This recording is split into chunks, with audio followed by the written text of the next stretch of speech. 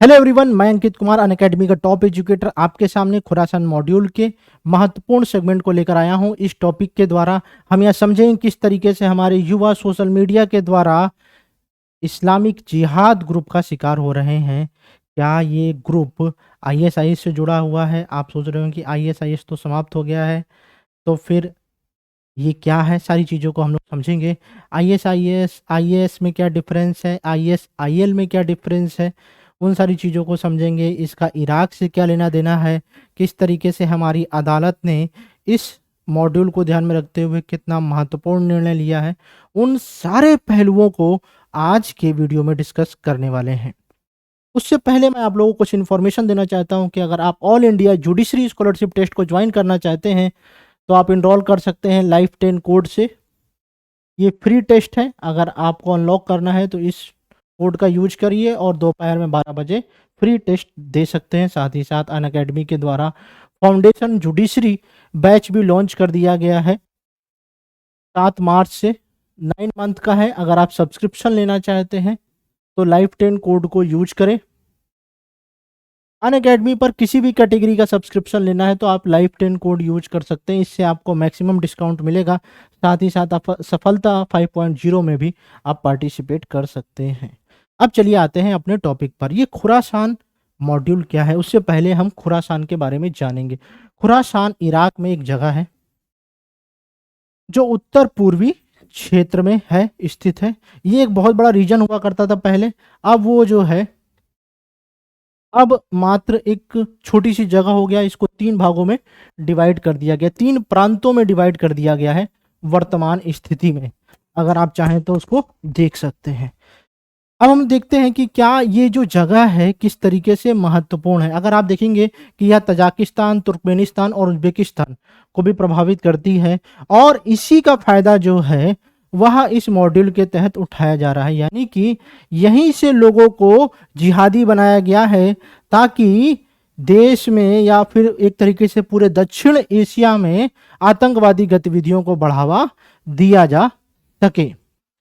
मुख्य रूप से इस मॉड्यूल का टारगेट क्या है? भारत, पाकिस्तान, अफगानिस्तान, बांग्लादेश और नेपाल, वहां के युवकों को पकड़ना।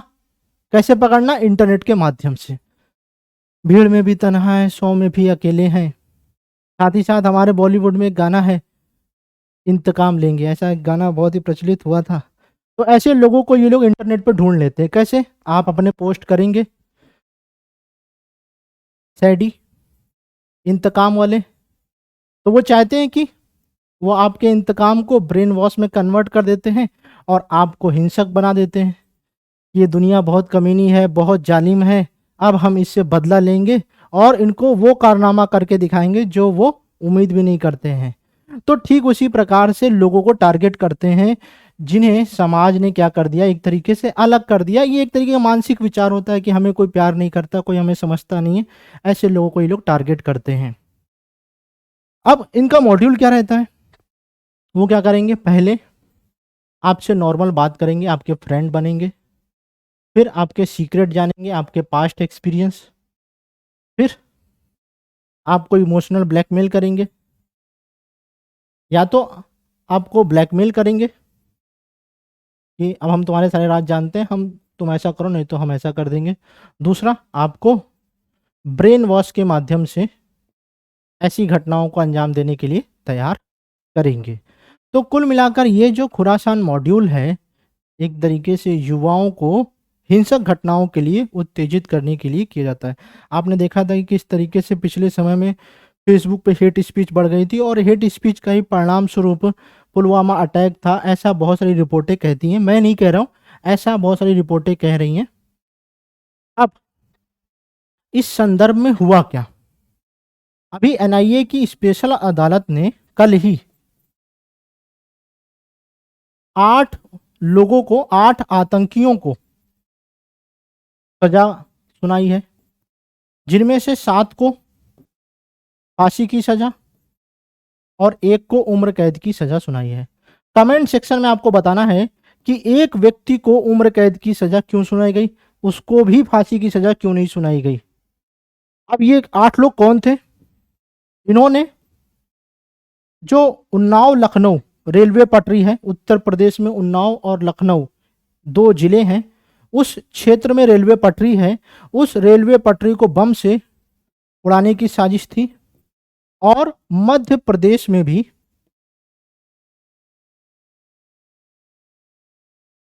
बम उड़ाने की साजिश थी, और इसको ध्यान में रखते हुए एनआईए की विशेष अदालत ने फांसी की सजा सुनाई है। अब एनआईए की स्पेशल अदालत क्यों गठित की गई, जबकि हमारे यहाँ अधीनस्थ न्यायालय हैं, लोअर बॉडीज हैं, फिर भी यहाँ पर स्पेशल सेल बनाने की क्या जरूरत थी। एक तरीके से ये जो एनआईए की सेल है उसका मुख्य काम क्या होता है, आंतरिक सुरक्षा का काम करना, इंटरनल सिक्योरिटी। और जब कभी भी इंटरनल सिक्योरिटी संबंधी कोई भी एलिमेंट पकड़े जाते हैं या कोई भी घटनाएं सामने आती हैं, तो उसको ध्यान में रखते हुए सबसे पहला निर्णय जो है ना स्पेशल कोर्ट के द्वारा लिया जाता है। अगर आप देखेंगे भ्रष्टाचार संबंधी तो सीबीआई देखती है, सीबीआई की विशेष अदालत। और फिर अगर आप देखेंगे इंटरनल सिक्योरिटी से संबंधित अगर कोई भी आरोपी है तो उसे एनआईए की स्पेशल अदालत के द्वारा सजा दी जाती है। अब ये इसके बाद हाई कोर्ट भी जा सकते हैं और सुप्रीम कोर्ट भी जा सकते हैं, फिर उसके बाद राष्ट्रपति से क्षमा याचना भी कर सकते हैं। तो मैंने आप लोगों को खुरासान मॉड्यूल के माध्यम से यह बताने की कोशिश की कि किस तरीके से आतंकी समूह कार्य कर रहे हैं। ये खुरासान मॉड्यूल जो है, ये खुरासान जो जगह है, यहाँ पर लोग जो तैयार हुए वह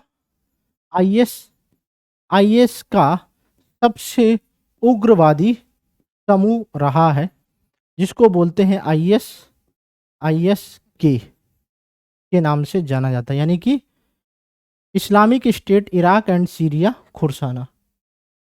ठीक है। अब आईएस को ISIL के नाम से भी जाना जाता है। ये बात बहुत सारे स्टूडेंट को पहली बार पता चल रही है। इस्लामिक स्टेट इराक एंड लेविएंट, ये इसका दूसरा नाम भी है।